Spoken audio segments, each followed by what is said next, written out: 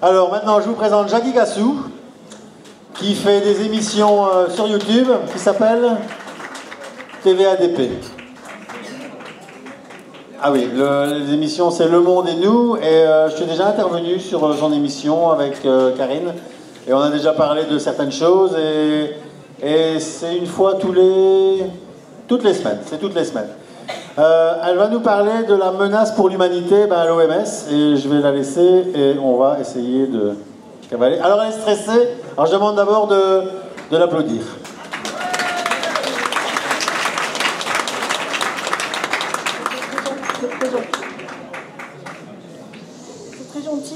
Merci d'être là, et puis merci beaucoup Nicolas de m'avoir invité, j'en suis très touchée.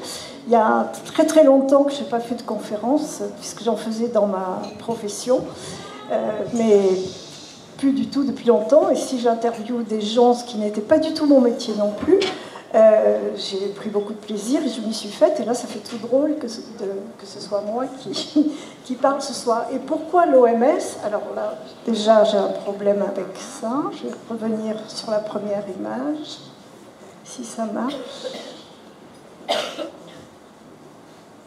Voilà, merci. Oui, alors au cours de mes recherches, je me heurtais tout le temps à l'OMS et j'ai été scandalisée de voir le degré de corruption qu'il y régnait. Et donc j'ai rassemblé des informations, et il y en avait tellement, j'ai eu beaucoup de mal à les trier aussi, mais il y en avait tellement que j'ai décidé d'en faire un livre. Et le livre, je l'avais mis l'OMS et nous, parce que c'était ma recherche personnelle sur l'OMS. Et puis au fur et à mesure de ce que je découvrais au fil de l'écriture, le titre a évolué. Et là, c'est vraiment carrément menace pour l'humanité, parce que vraiment, vraiment, on est menacé par l'OMS. L'OMS qui fait partie qui est une agence spécialisée des Nations Unies. Vous voyez qu'il y en a plusieurs qui concernent aussi bien le tourisme, l'aviation, les transports, l'éducation, et l'OMS est juste là sur le côté. Donc, quand on se heurte à l'OMS, on se heurte forcément aux Nations Unies aussi. Et au départ, je pensais, comme sûrement beaucoup de personnes, que l'OMS était là pour nous aider, pour nous maintenir en bonne santé. C'était effectivement son but quand elle a été créée en 1948. C'était le but d'amener tous les peuples au niveau de santé le plus haut possible. Et je me suis vite aperçue que les gens qui étaient nommés à l'OMS et qui dirigeaient ces bureaux, ce sont des hommes qui sont sous influence, et petit à petit on va découvrir toutes les corruptions que j'ai pu trouver. Alors d'abord, en commençant par le directeur, le fameux docteur Tedros Adhanom Ghebreyesus, qui n'est pas du tout médecin, même s'il a été ministre de la Santé. Il est né à Érythrée, en Éthiopie. Il a été élu donc directeur général pour un mandat de 5 ans par les États membres de l'organisation lors de la 70e Assemblée mondiale de la santé en 2017. Auparavant, il était ministre des Affaires étrangères, et c'est lui qui a dirigé les négociations du programme d'action d'Addis Abeba, dans lequel de nombreux pays, 193, oui, c'est ça, se sont engagés à apporter le financement nécessaire en vue de la réalisation des objectifs de développement durable. Alors, l'OMS, en effet, suit tous les objectifs, enfin ceux qui la concernent, mais elle est en complet accord avec les objectifs durables qui sont prônés par le Forum économique mondial et Klaus Schwab. Alors, elle a établi une nouvelle charte des valeurs en 5 points clés qui constituent l'identité de l'organisation de l'OMS. C'est donc un service public, une excellence technique, a priori, une intégrité, alors là, on verra par la suite que ce n'est pas du tout ça, collaboration et compassion. Alors, est-ce que j'en ai sauté une ou pas? Non, pardon. Voilà. Ce fameux docteur Tedros, puisqu'il se fait appeler comme ça arrange tout le monde parce que son nom est bien compliqué à prononcer. Du temps où il était ministre de la Santé, il a quand même passé sous silence 3 épidémies de choléra qu'il a qualifiées de diarrhée aqueuse aiguë, quand même. Ça ne l'a pas empêché d'être réélu à la soviétique, pourrait-on dire. Ensuite, 2015-2016, avant d'être ministre juste après avoir été ministre, il a réprimé quand même des manifestations dans le sang qui ont fait de nombreux morts et qu'on a pu qualifier quand même de génocide, et en dirigeant le Front de libération du peuple du Tigré, qui a fait 600 000 morts. Et c'est lui qui est à l'origine de ça, et il n'a jamais été inquiété pour ça. 2023, il a quand même eu une enquête à son encontre pour détournement de fonds publics, pour inconduite sexuelle et trucage d'appels d'offres, alors qu'il était ministre de la Santé, et ça c'était entre 2005 et 2013. Donc c'est vraiment un bandit, un tyran et un génocidaire. Alors, je l'avais fait, puis je l'ai enlevé pour pas que ce soit fastidieux, mais de nommer tous les gens sous influence qui font partie du bureau de l'OMS. Alors, j'en ai laissé que 2 ou 3, comme je vous dis, pour pas vous fatiguer. Le deuxième personnage important, qui est directeur exécutif chargé du programme de gestion de l'OMS des situations d'urgence sanitaire, c'est le docteur Michael Ryan. C'est un des membres fondateurs du réseau mondial d'alerte et d'action en cas d'épidémie. Donc il a quand même un poste très important. Et il fut conseiller principal pour l'éradication de la poliomyélite au sein de l'initiative mondiale pour l'éradication de cette maladie de 2013 à 2017. Vous allez voir par la suite comment sont nées ces épidémies, comment elles ont été traitées. Et l'Éthiopie a fini par détruire 50 000 doses de ces vaccins qui se sont avérés dangereux. Les scandales ont continué, puisque ce même docteur Michael Ryan a fait l'objet de scandales sexuels au Congo. Le troisième homme sous influence, c'est le docteur Jérémy Farrar, qui est le scientifique en chef de l'OMS depuis 2023, donc c'est assez récent. Il était auparavant directeur du Wellcome Trust de 2013 à 2023. Et c'était la deuxième formation privée à œuvrer dans le domaine de la santé. En décembre 2023, la conférence annuelle des Nations Unies sur les changements climatiques, la COP, a inclus pour la première fois une journée de la santé.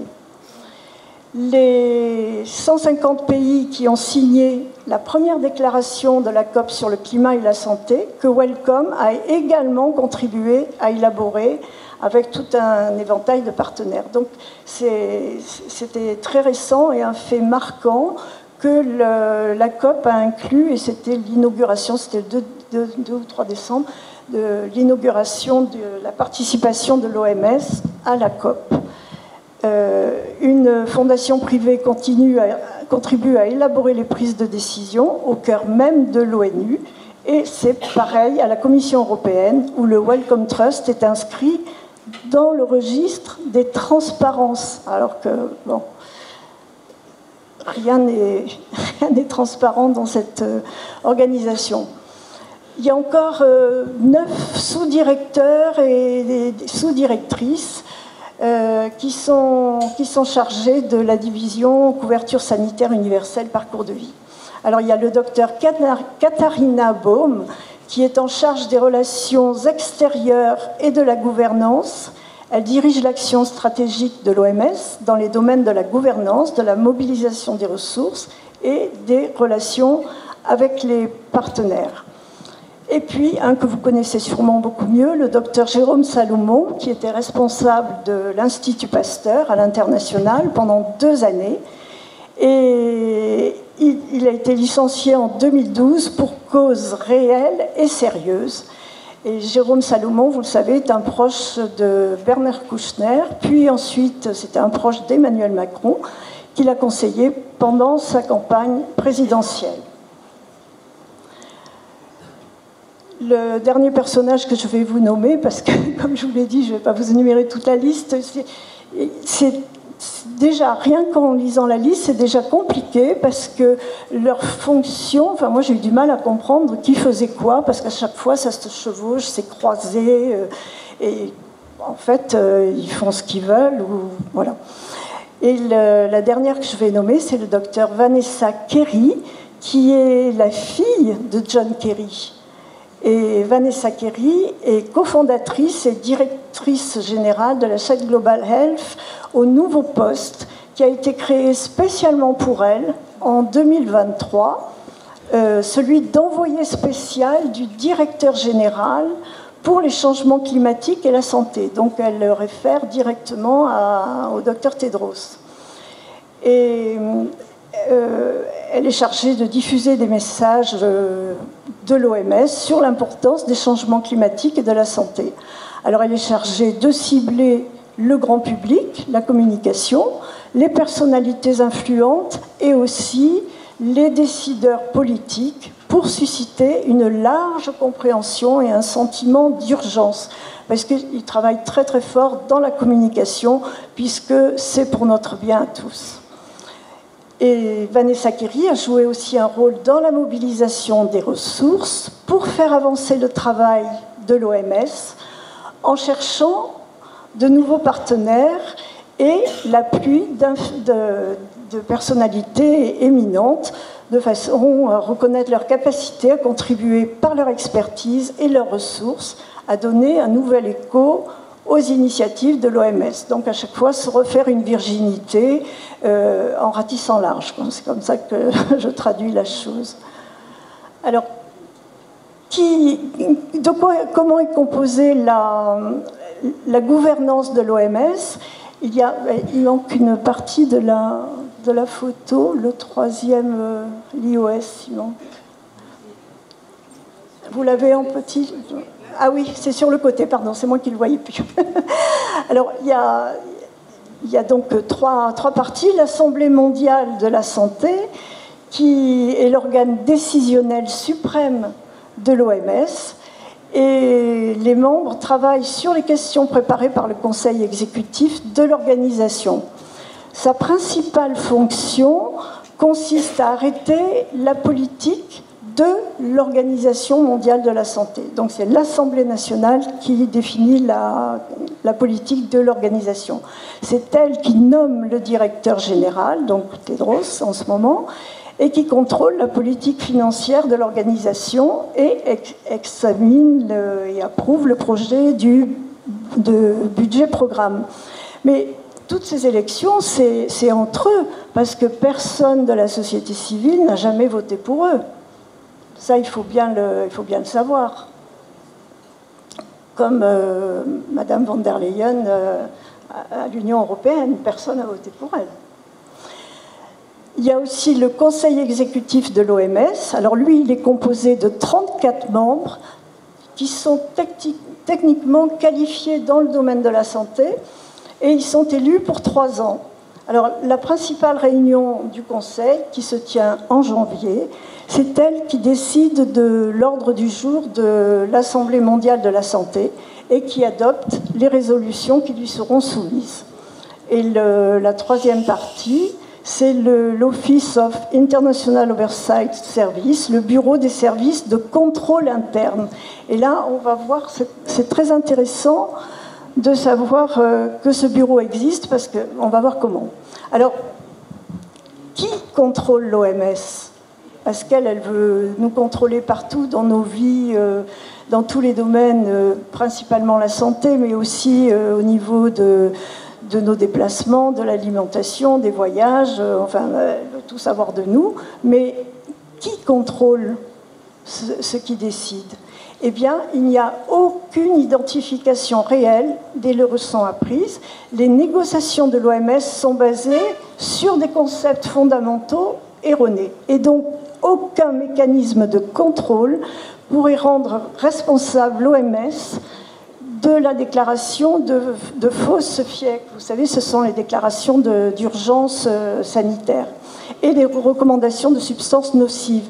Donc, c'est le directeur, Dr Tedros Adhanom Ghebreyesus, qui décide s'il y a une alerte de nouvelle pandémie, mais personne pour vérifier si c'est vrai. La dénonciation de l'immunité diplomatique dont jouissent les bureaucrates non élus et inconnus au sein de l'OMS et donc de l'ONU opère en toute impunité. Alors, ils se contrôlent quand même entre eux. Et il y a une chose qui pourrait paraître bien, c'est qu'il y a un rapport de l'auditeur interne de l'OMS. Et ce rapport montre l'évolution chaque année. Vous voyez, 2021, 2022, 2023. Je n'ai pas eu 2024 parce que ce n'est pas encore sorti. Regardez ce que l'auditeur interne a révélé comme degré de corruption. Alors, la corruption directe est passée de 2 à 13 en 2023.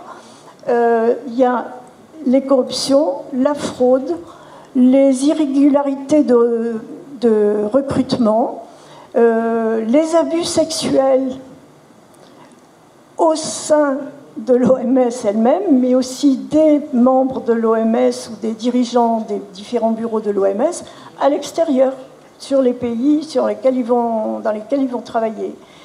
Et puis, il y a... J'arrive pas... Vous lisez, là, j'arrive pas trop à lire. Bon, sur l'autorité, la discrimination et sur les autres failles avec les standards. Le total des abus et des malfaçons, des malversations de l'OMS est passé, regardez, en 2021 de 166 à 740 en 2023. Alors, bien que, je lis avec vous, bien que le nombre d'allégations ait augmenté dans presque tous les domaines thématiques, la plupart des rapports reçus concernant des comportements abusifs, notamment le harcèlement, l'abus d'autorité et la discrimination, suivis d'inconduites sexuelles, notamment d'exploitation et les fraudes, les fautes financières, les fraudes, la corruption, les irrégularités en matière de recrutement, il y a ça aussi. Les allégations de représailles en particulier ont augmenté de façon exponentielle. Bravo. Alors, est-ce que cet organisme de contrôle indépendant, en interne, est-ce qu'il est vraiment indépendant? Sa mission, c'est de fournir des services indépendants d'audit, d'investigation et de conseil. Donc, normalement, il y a une enquête qui aide à gérer le risque des fraudes. Mais le directeur de l'IOS, à qui rend-il des comptes? À Tedros, qui est responsable devant lui. Or, Tedros, c'est l'IOS qui est nommé par Tedros aussi. Donc, voilà. C'est le serpent qui se mord la queue, je ne sais plus comment on dit, le chien qui se mord la queue, enfin voilà. Les allégations de mauvaise conduite à l'encontre du directeur général de l'IOS, mais pas de l'Independent Expert Oversight Advisory Committee.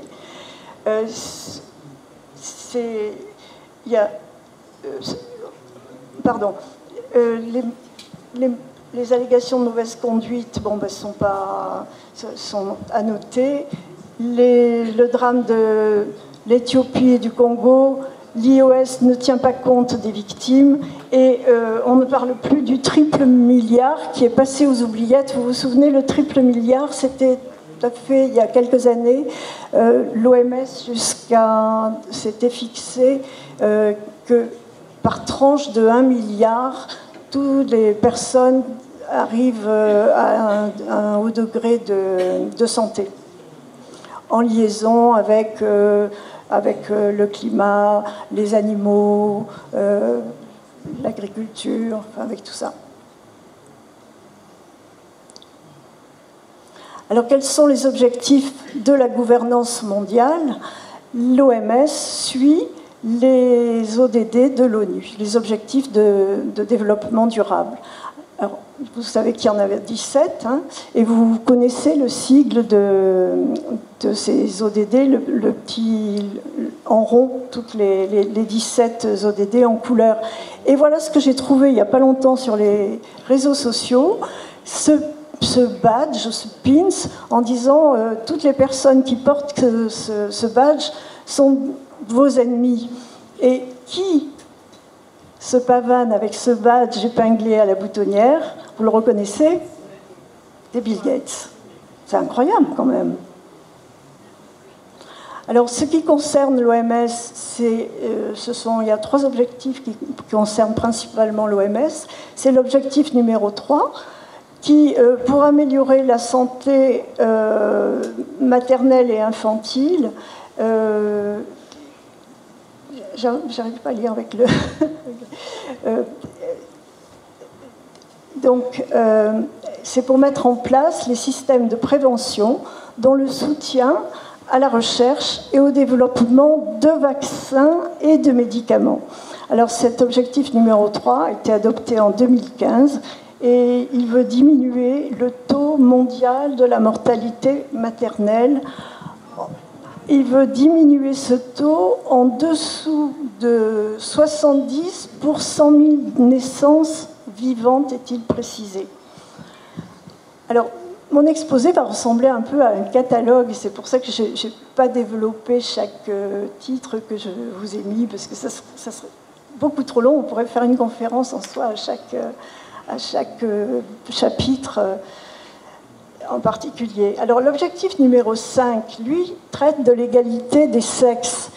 Les États parties prendront donc des mesures appropriées pour éliminer la discrimination à l'égard des femmes, donc bon, ça, pourquoi pas, dans le domaine des soins de santé, et l'ODD numéro 5, visant à parvenir à l'égalité des sexes et à autonomiser toutes les femmes et les filles. Et l'objectif numéro 17, lui, renforce les moyens de mettre en œuvre le partenariat mondial pour le développement durable et le revitaliser. Merci pour l'image. C'est-à-dire faire appel à l'aide internationale aux pays en développement et mobiliser les capacités de collecte d'impôts et d'autres recettes. Il faut savoir que la dette publique en France, fin 2023, s'est élevée à plus de 3 000 milliards d'euros. Il faut donc respecter la marge de manœuvre et l'autorité de chaque pays en ce qui concerne l'élaboration et l'application des politiques d'élimination de la pauvreté et du développement durable. Respecter la marge de manœuvre et l'autorité de chaque pays. Alors, c'est bien joli d'écrire ça, mais on a vu que l'OMS s'immisçait quand même dans les gouvernements de chaque pays et que c'est justement contre la souveraineté nationale. Alors, ça, c'était le sujet de l'année dernière, et je sais bien qu'ici, c'était le thème de la réunion des sommets citoyens. Mais en parlant de l'OMS, je me suis sentie obligée quand même de vous redonner, de vous remettre un peu dans le bain, et vous redonner des petites définitions, des rappels très, très brefs. Alors, l'OMS, corrompue au possible, a commencé à s'illustrer en étant hors la loi, et c'est ce que je vais démontrer, c'est qu'ils sont tous menteurs, hors la loi, etc. Donc, au moment du Covid, on s'est aperçu qu'elle n'avait respecté aucune de ces lois. Alors, dans le livre, je les développe, mais là, je ne vais pas le faire. Les lois de bioéthique de 1994, le Code civil, donc les lois de bioéthique, c'est atteinte au corps humain, hein, sans l'accord des patients.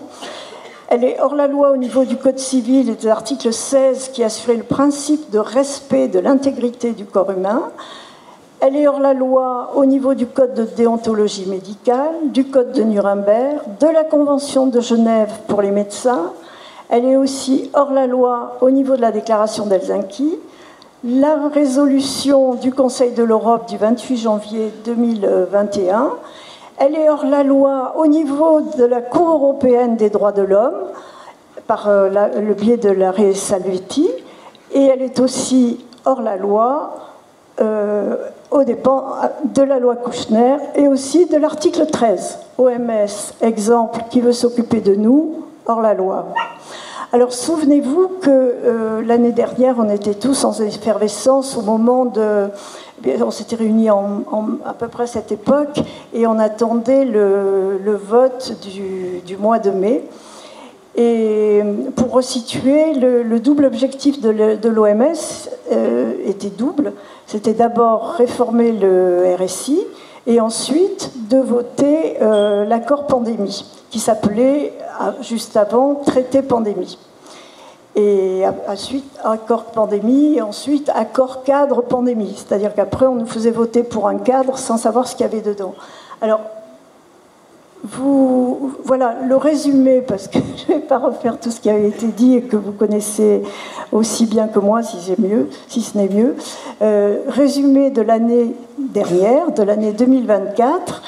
À l'issue de la 77e Assemblée mondiale pour la santé, vous savez que le RSI a été adopté, mais par consensus seulement, le 1er juin 2024. Le RSI, en fait, avait été un peu modifié et était le vote caché du traité sur les pandémies. Par contre, l'accord pandémie, lui, n'avait pas trouvé d'accord. Et aujourd'hui, en 2025, il n'a pas toujours trouvé d'accord. Et on va voir tout de suite après qu'il a évolué dans sa formulation entre le texte proposé au mois de mai 2024 et puis celui qui va être proposé en mai 2025. Effectivement, en novembre 2024, il y a eu une 12e réunion de l'organe des négociations qui a modifié ces textes, comme je vous disais. Alors, une enquête internationale complète et un tribunal doivent être tenus avant que tout accord potentiel puisse être négocié. Ça, c'est l'avocat Cruz qui a publié ce petit mot.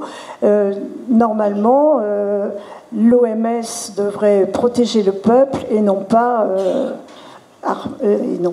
se battre contre le peuple. Alors, cette année 2025, donc c'est le 19 et 27 mai, qu'aura lieu la 78e Assemblée mondiale de la santé, pour examiner les résultats du rapport et du vote. Alors, en janvier 2025, donc il n'y a vraiment pas longtemps, Donald Trump signe un décret pour retirer les États-Unis de l'OMS et il annonce qu'ils ne participeront plus aux négociations pendant la phase de retrait qui doit durer 1 an. Donc c'est déjà panique au niveau de l'argent pour l'OMS. Le mois dernier, en février, il y a eu encore un 13e cycle de négociations où le docteur Tedros s'est énervé en disant « Bon, maintenant, il faut vous décider, c'est maintenant ou jamais, parce que aucun, et ça c'est sa bonne excuse, aucun autre pays ne pourra jamais affronter seul la pandémie. » Quelle pandémie? Celle qu'ils vont fabriquer, celle qui nous est annoncée. On sait qu'elle va arriver, mais on ne sait pas quand. Et donc, en ce moment, pour préparer cette prochaine épidémie, on n'arrête pas de nous parler des différentes épidémies, Ebola, Marburg, nous faire peur encore avec le Mpox, qui a changé de nom aussi pour ne pas froisser les gens, parce que c'était la variole du singe, et puis après on trouvait que c'était trop discriminatoire, alors ça s'est appelé monkeypox, et puis maintenant c'est mpox carrément, mais c'est la même. C'est la grippe et la menace de la maladie. Et puis, l'OMS se plaît à rappeler donc tous ces débuts d'épidémie. Et puis, est très heureuse, entre guillemets, de signaler qu'il y a eu récemment 2 décès de la grippe aviaire H5N1. Et donc, on arrive à la réclamation de plus de surveillance à notre encontre. Alors, j'ai juste noté les modifications qui ont été votées au niveau du RSI de 2024, et c'est la définition de l'urgence pandémique. Alors maintenant, l'urgence de portée internationale de nature infectieuse, c'est la FEC, elle se propage, et c'est ça qui est grave, c'est une urgence de portée internationale qui se propage ou qui est susceptible de se propager. Alors, qui va décider qu'elle est susceptible de se propager? Voilà. Ensuite, c'est une urgence qui dépasse ou est susceptible de dépasser la capacité des systèmes de santé à répondre aux États parties. Alors, qui décide de qui dépasse ou est susceptible de dépasser la capacité? C'est toujours notre cher Tedros. Quelle est la cause ou alors la susceptibilité de causer des perturbations sociales? C'est la même chose. Et également, la FEC nécessite une action internationale coordonnée, rapide, équitable et renforcée, avec des approches pan-gouvernementales et pan-sociétales. Donc c'est quand même assez draconique. L'importance des modifications, je les ai notées très brièvement, se situe au niveau des articles 1 et 4. Et en résumé, chaque État partie désignera ou établira une ou 2 entités chargé de faire office d'autorité nationale, qui sera le point focal national du RSI. Donc chaque État partie désignera ou établira 2 identités.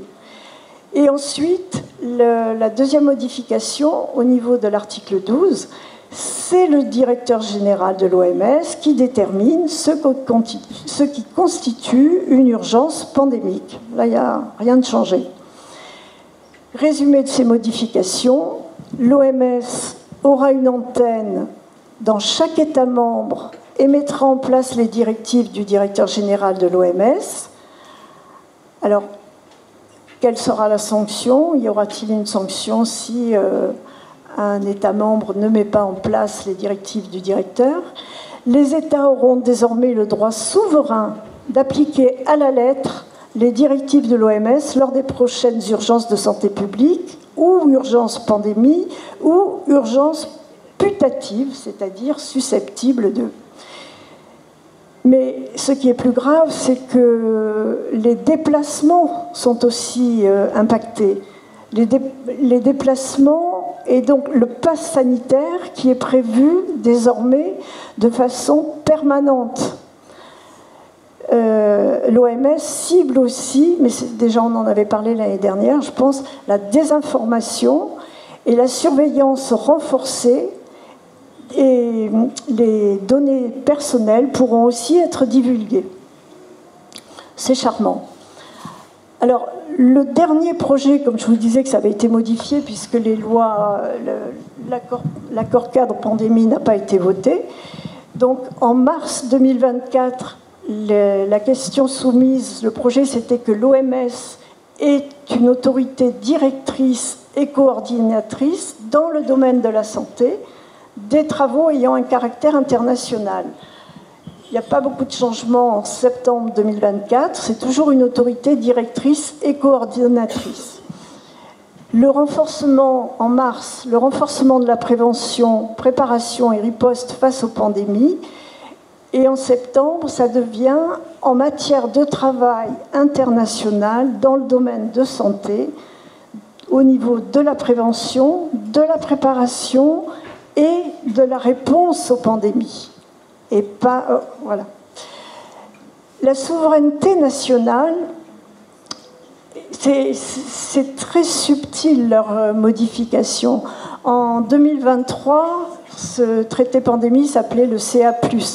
C'était très clair qu'il y avait un transfert de la souveraineté nationale vers l'OMS. Et là, tout le monde s'est ému en disant que si ce n'est plus notre pays qui décide pour soi, je ne vois pas pourquoi ce serait l'OMS. En mars 2024, donc l'année dernière à cette époque, la souveraineté nationale est rétablie, mais les pays devront légiférer. Et par contre, en septembre, alors ils ont un petit peu adouci le texte en disant simplement la souveraineté nationale est respectée à condition de suivre les principes de l'OMS et de légiférer. Alors, je me suis trompée, là ça s'est renforcé plutôt, parce que dans d'autres domaines ça s'est allégé, vous allez voir. Alors au niveau du climat, la politique One Health et le changement climatique, vous savez, une seule santé pour tous, c'est-à-dire uniformiser, être en accord au niveau, aussi bien au niveau humain qu'au niveau des animaux, qu'au niveau du climat, qu'au niveau de l'agriculture, que tout ce monde-là soit bien équilibré, One Health.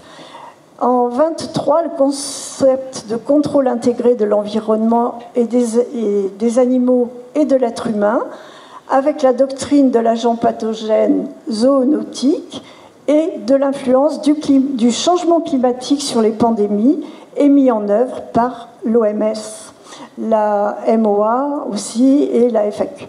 En mars 2024, One Health est toujours là, existe toujours, mais ils ont simplement changé de place. L'article 18 passe à l'article 5. Et aussi, changement de place pour l'article 4. Franchement, je n'ai pas compris pourquoi. En septembre 2024, donc ce qui va être proposé là, à moins qu'il y ait encore un changement d'ici le mois de mai, One Health est toujours à l'article 5, donc n'a pas changé de place, mais le paragraphe a beaucoup grossi, il est multiplié par 2. Et le changement climatique, lui, qui devient de plus en plus important, il est placé en début du texte.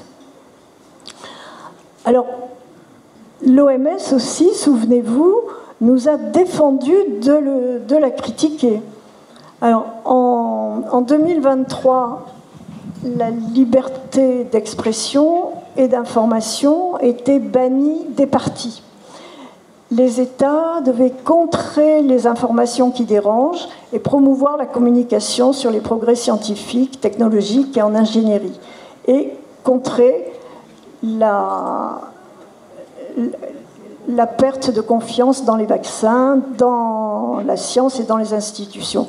En mars 2024, donc l'année dernière, la liberté d'expression et d'information doit toujours être bannie par les partis et les États membres doivent toujours contrer les informations. Mais en septembre, ils ajoutent qu'il faut instaurer la confiance. Et c'est là qu'ils modifient petit à petit tous les textes pour ne plus être le père fouettard, mais au contraire, ça commence, c'est pour votre bien qu'on fait ça. Donc il faut instaurer la confiance, mais quand même toujours empêcher la mésinformation. Et pour ça, ils veulent comprendre les facteurs qui entravent la confiance.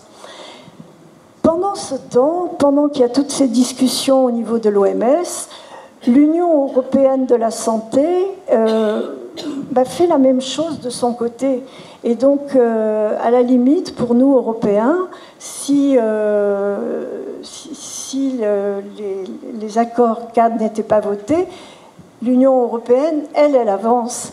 Et elle souhaite, elle aussi, elle a déclaré une charte, elle souhaite aussi une santé plus solide, elle veut préparer l'avenir. Et en matière de vaccins, elle a mis en place toute une stratégie pour que tous les citoyens de l'Union européenne aient accès en même temps et dans les mêmes conditions à des vaccins soi-disant vitaux contre la Covid. Mais elle a aussi mis en place le certificat Covid numérique de l'Union européenne et en se vantant justement, grâce à ce certificat de Covid numérique, d'avoir pu permettre aux différentes sociétés de continuer à travailler, de continuer leurs échanges. Et donc, soi-disant, le programme SUR a aidé plus de 31 millions de travailleurs.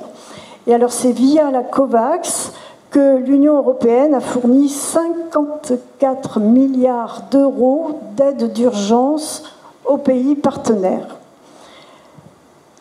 Ce qui est en cours en ce moment, ça existe, c'est plus un projet, c'est déjà là. Les mesures de sécurité sanitaire renforcées existent. Un accès rapide à des médicaments abordables par tous citoyens aussi, soit dit oui. Un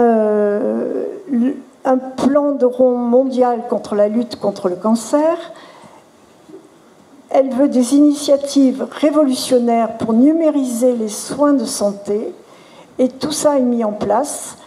Les règles pour renforcer la sécurité des patients et sécuriser l'approvisionnement des médicaments. C'est bien gentil, mais ça veut dire pour nous perte de notre liberté. Tout est numérisé, tout est fixé sur les cartes.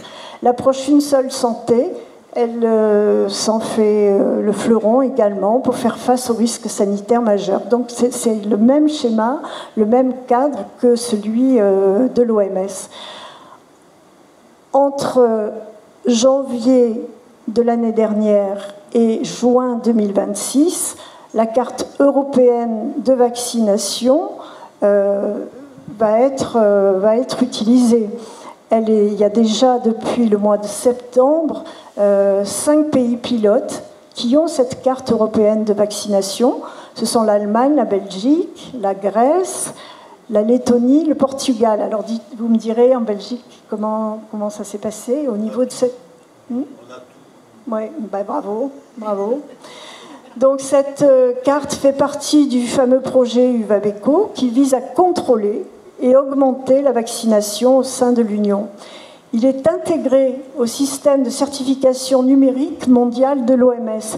Ils ont la même société informatique que l'OMS et l'Europe. Et donc cette carte va être à rapprocher de l'identité numérique et de la monnaie numérique. Et ça va faire très drôle à ceux qui, un jour, auront leur carte bloquée quand ils voudront retirer de l'argent. Le e-wallet, qui est un portefeuille numérique, est déjà en service en Italie depuis le 23 octobre 2024. Alors, avec ces cartes numériques, elles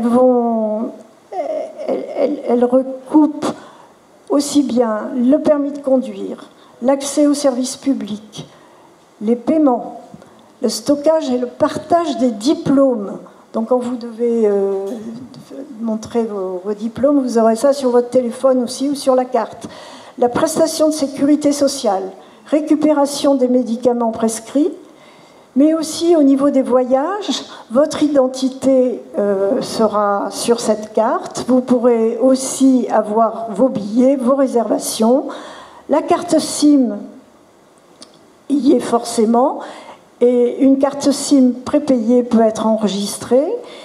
Et pour l'instant, on va le voir, il y a une double carte vitale. On va y passer. Voilà. Aujourd'hui, alors, de l'Union européenne, je m'applique à la France aujourd'hui. La fin de la carte vitale telle qu'on la connaît, comme ça, et qui existe depuis 1998, eh ben, elle est programmée à disparaître, alors que la e-carte vitale va être démystifiée, elle est programmée pour la fin de l'année, là, pour 2025. Alors pour l'instant, on aura le droit d'avoir et une carte dématérialisée, numérisée, et la carte vitale qu'on a tous, mais il est prévu de l'enlever, quoi. Alors, voilà.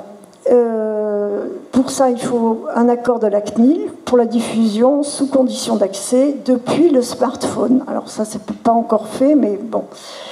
Et le but, c'est qu'on soit tous contrôlés, hein, que ce système de carte vitale soit complètement intégré dans le système français. Alors là, il y a un chapitre qui m'a vraiment interpellée et horrifiée, et c'est quand l'OMS déclenche les pandémies.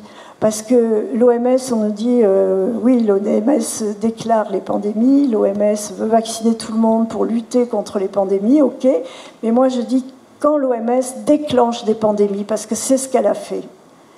Par exemple, en Inde, dans le district de Hammam, dans l'état du Telangana, il y a eu une expérience qui a été faite, c'était en 2009, des jeunes filles qui ont reçu à leur insu des vaccinations au garde d'asile. Ils ont vacciné, ils n'ont même pas prévenu que c'était un essai, et ils se sont adressés à des jeunes filles qui étaient dans des familles pauvres, qui n'étaient pas éduquées, dont les parents ne s'occupaient pas vraiment ou ne pouvaient pas s'en occuper, mais donc n'étaient pas au courant non plus. Et ils ont vacciné 14 000 jeunes filles pour une expérimentation, voilà, sans informer. Mais ce qui s'est passé, c'est qu'il y a eu 4 jeunes filles qui sont décédées et il y a eu tout de suite 120 effets indésirables. À ce moment-là, il y a une ONG de New Delhi qui s'est intéressée, qui s'est émue de la chose et qui a fait un rapport accablant.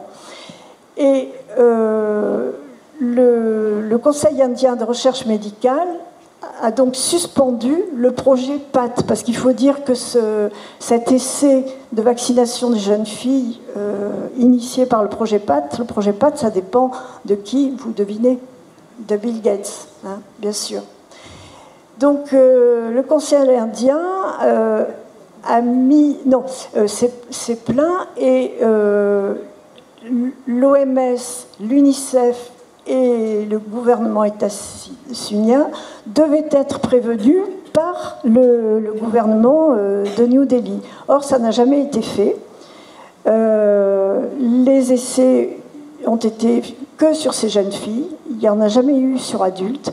Il n'y a jamais eu d'assurance de prévu, il n'y a jamais eu de soins prévus pour soigner justement les éventuels effets indésirables, et Dieu sait s'il y en a eu.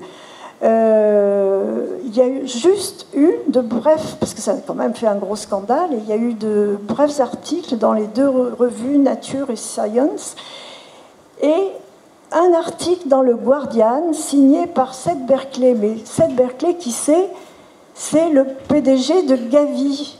Et donc cet article dans ce journal ne faisait que l'éloge de Gavi et pas du tout, ne dénonçait pas du tout la saloperie qu'ils avaient commise, quoi. Donc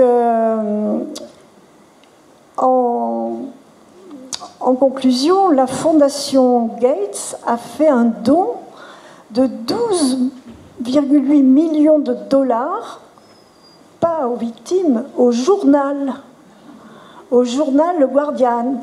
Et tenez-vous bien, plus de 51 millions de dollars à la BBC. Donc, qui a été au courant de cet acte meurtrier sur ces jeunes filles innocentes au niveau du garde d'asile? Personne. Et Merck, le laboratoire Merck, vend toujours le garde d'asile et perçoit toujours des fonds de la fondation Bill et Melinda Gates. Quand l'OMS provoque les pandémies en Afrique, le 25 août 2020, l'OMS proclame une éradication du poliovirus sauvage. 2020. En 2021, l'ONU annonce la découverte de 13 cas de polio au Soudan et admet, et ça c'est quand même important, que c'est le vaccin financé par Bill et Melinda Gates qui est à l'origine d'une épidémie de polio, car le virus Et le virus est différent du virus sauvage, puisque c'était je ne trouve plus le mot. L'OMS avoue qu'ils n'ont jamais eu de données sur le nombre de décès, et il a développé, à la suite de justement, puisque c'était un virus différent du virus sauvage, il a développé un autre vaccin, entre guillemets, plus stable. Alors, Bill Gates a demandé le soutien du gouvernement danois pour soutenir la vaccination d'été polio en Afrique de 161 millions d'enfants, alors qu'il était prévu que 30 millions seulement seraient sauvés. La conclusion, c'est qu'il y avait 10 fois plus de décès chez les filles qui avaient été injectées. Et ça, c'est Robert Kennedy Jr. qui le proclame. Donc, l'OMS est quand même coupable. C'est elle qui a provoqué cette pandémie de poliovirus. Au Guatemala, en 2019, il y a eu une action en justice menée contre la Fondation Rockefeller et contre l'unité Johns Hopkins, membre du centre d'innovation thérapeutique de Pfizer. En effet, il y a eu 1000 personnes, ça c'était beaucoup plus vieux, c'était dans les années 40, il y a eu 1000 personnes infectées par la syphilis, mais sciemment infectées par la syphilis, pour tester les effets de la pénicilline. Évidemment, les gens n'étaient pas au courant de cet essai. Et sur 1000 personnes, il y a quand même eu 83 décès. En Afrique, là aussi, l'OMS a initié des pandémies. Au Nigeria, en 1996, Pfizer teste le Trovan, un antibiotique interdit depuis. Nombre de morts, 11. Dommages corporels, 189. En date de mai 2023, les injections anti-Covid-19, l'OMS déclare au moins 20 millions de morts depuis le début de la pandémie.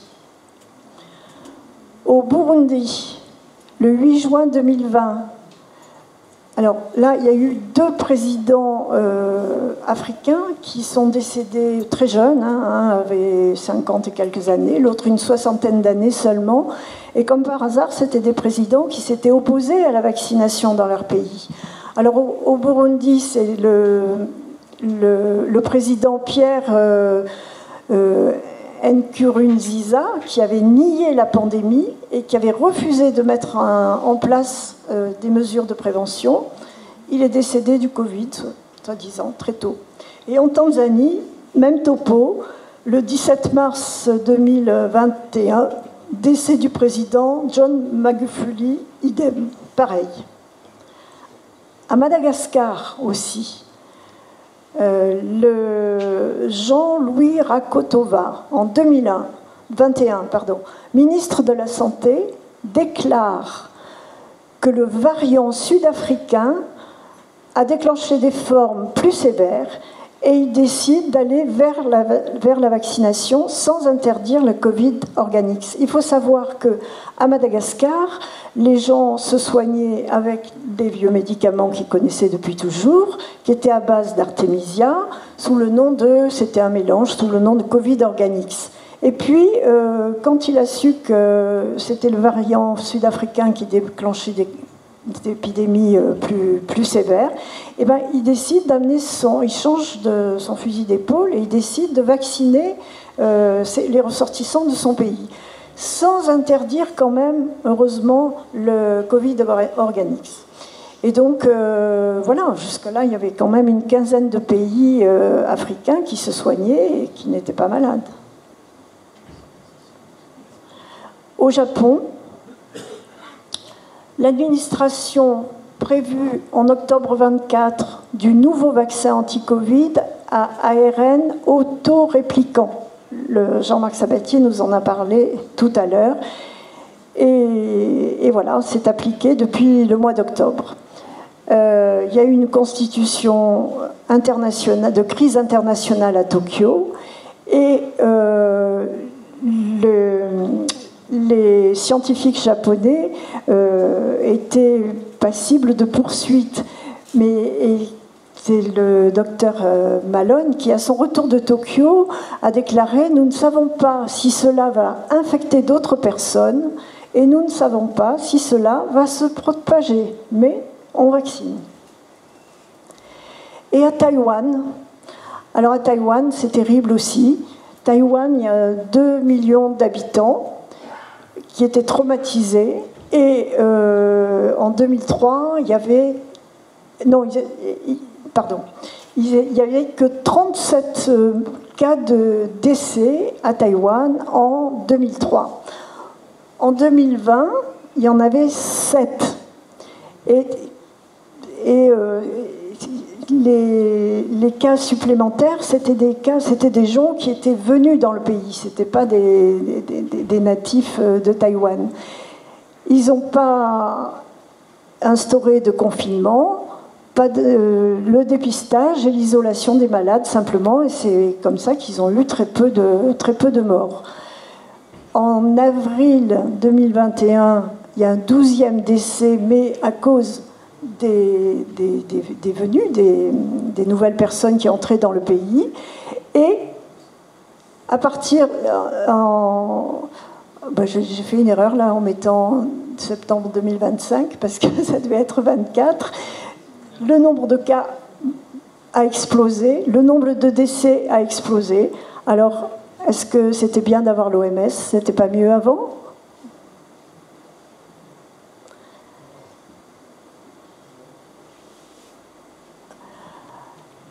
Alors, là, je voulais vous dire que l'homme fabrique lui-même ses pandémies. Il y a une pandémie par siècle, entre le XVIe et le XIXe siècle, et juste un pic d'épidémie de peste. Mais depuis le début du XXe siècle, il y a 6 pandémies. Il y en a eu des très graves, la grippe espagnole, des vraies pandémies, la grippe espagnole en 1918, la grippe de Hong Kong, la grippe H1N1, et depuis 1981, le VIH, ensuite 2015-2016, la pandémie du Zika, et en 2020, la fameuse pandémie du Covid-19. Et maintenant, au lieu d'une pandémie par siècle, les scientifiques déclarent qu'on aura une pandémie tous les 10 ans.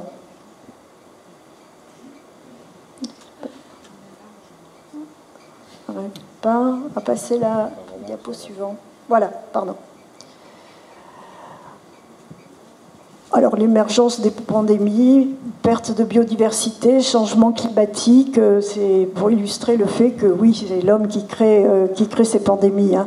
Au niveau des déforestations, le commerce des animaux sauvages, les taxes de surveillance, le traçage. Je pense qu'il faut accélérer. D'accord. Hop. Faillite de l'OMS. L'OMS n'est pas si virtueuse que ça.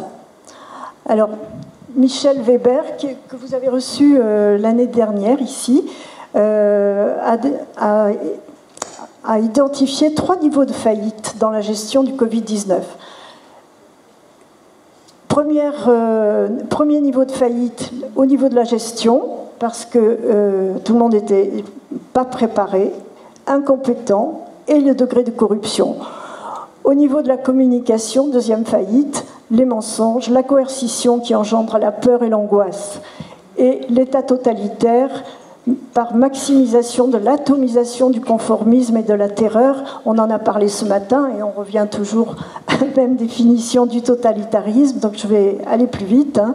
Qui contrôle la peur devient le maître du monde, mais il y a aussi Hannah Arendt qui a ses propres définitions du totalitarisme.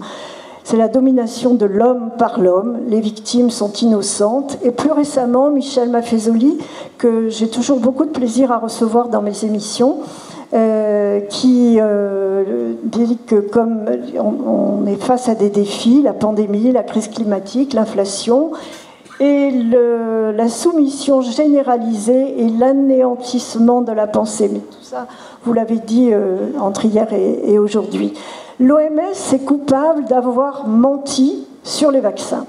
Alors, variole exceptée, je ne sais pas, ça c'est Gérard Delépine qui le dit, parce que la variole a été éradiquée en 1977. Alors, soi-disant, grâce au vaccin, je ne suis pas capable de juger, avec isolement et dépistage. Mais après, toutes les autres maladies ont été éradiquées uniquement par l'amélioration de l'hygiène et par les soins, grâce aux antibiotiques. L'OMS affirme que le vaccin contre la rougeole a sauvé des vies. C'est pas vrai.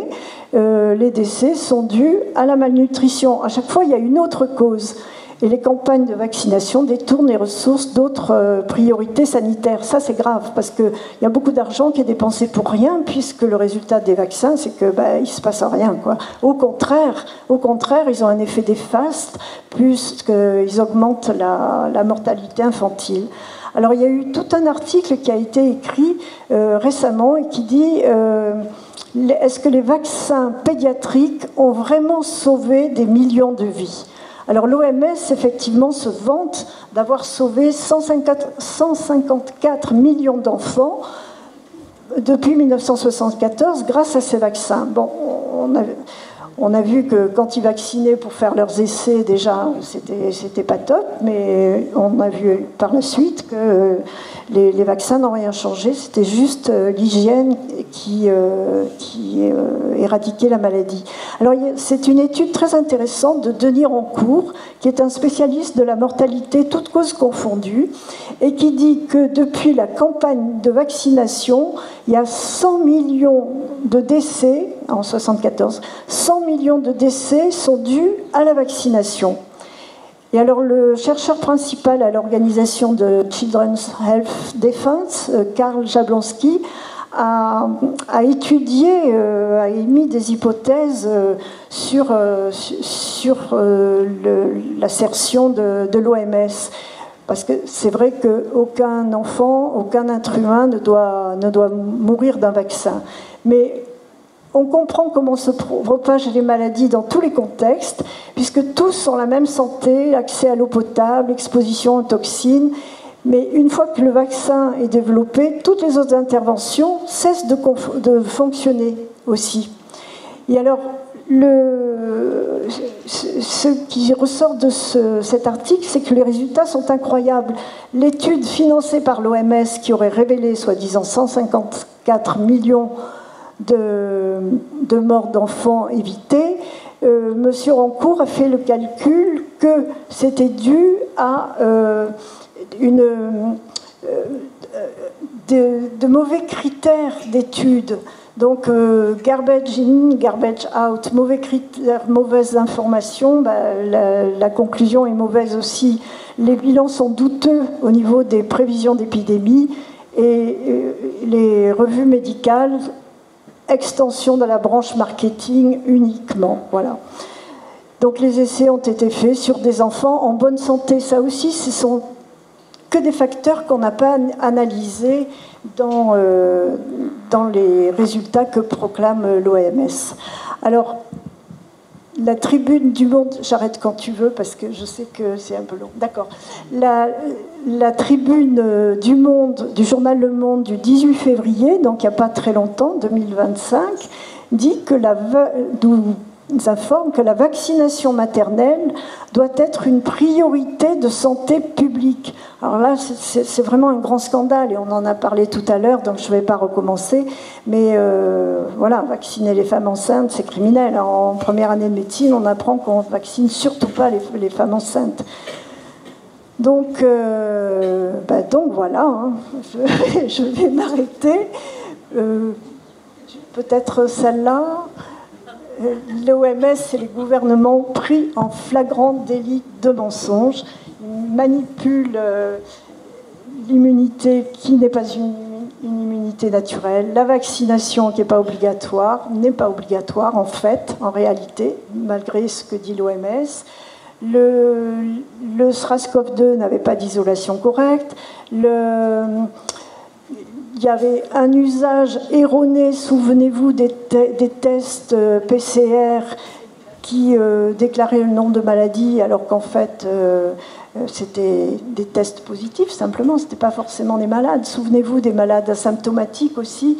Souvenez-vous du rôle des respirateurs, des masques, des rôles complètement délétères qui ont tué des gens. L'OMS peut être accusée d'avoir commis des actes criminels en aggravant les pathologies respiratoires, en refusant les prescriptions, en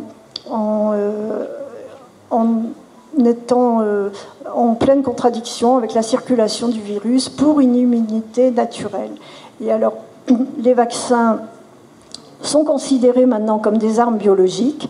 Et la suite, c'est que, mais peut-être vous lirez le livre qui va sortir à la fin du mois, et voilà, dans lequel on démontre vraiment l'intention de nuire, l'intention de tuer les gens. Et j'avais aussi tout un chapitre sur la corruption financière, et c'est absolument horrible, quoi. Merci Jackie. Est-ce que tu as le titre du livre? Donc le livre va sortir, l'OMS menace pour l'humanité. Merci Jackie. Donc ton émission c'est Un monde de menteurs sur TVADP le jeudi de 20h à 21h. Et pour la visualiser, il suffit de taper tvatp.fr et vous tombez sur le direct. Et ensuite, il y a des reprises sur YouTube, sur Crowdbunker, sur VK, sur plusieurs plateformes. Là, la dernière émission était très émouvante. Elle était avec Gérard Delépine et une témoin, une jeune femme qui a bouleversé tout le monde, qui s'appelle Rebecca Rio. Et son témoignage a mis en larmes Gérard Delépine. Et Eric Montana, le réalisateur, a fait un gros plan. Bon, j'étais un peu gênée sur les larmes de Gérard. Je vous invite à chercher cette émission. C'était jeudi dernier. Merci Jackie.